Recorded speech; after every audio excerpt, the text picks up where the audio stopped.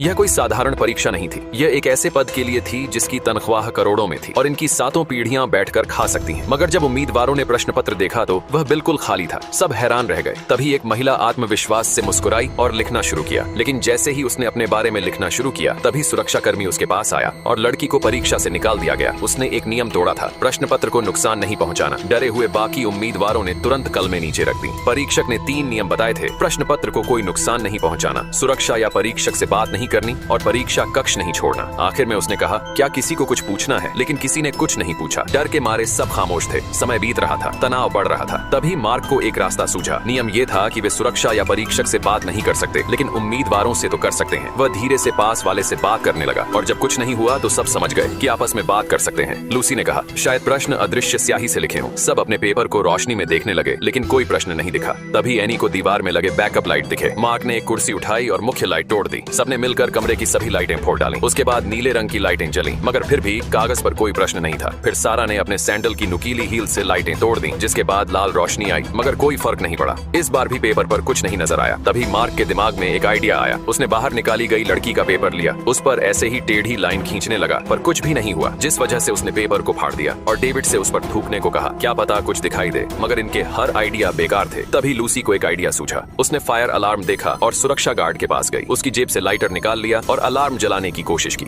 लेकिन काम नहीं बना क्योंकि धुआं नहीं निकल रहा था, जिस वजह से मार्क ने उसे एक प्रश्न पत्र दिया। उसने उसे जला दिया। तभी अलार्म बज उठा और पानी बरसने लगा। सबने आशा से अपने पन्ने आगे किए, लेकिन अब भी कोई प्रश्न नहीं दिख रहे थे। समय भी बहुत कम बचा था। तभी लूसी ने देखा कि उसका प्रश्न पत्र टेबल पर नहीं था। लूसी ने जो कागज जलाया था वो उसी का प्रश्न पत्र था और यह सब मार्क की चाल थी। लूसी ने खेल खेला था, लेकिन मोहरा बन गई। उसे बाहर निकाल दिया गया। क्या ये लोग इस परीक्षा में पास होंगे? ये पार्ट 2 में देखेंगे।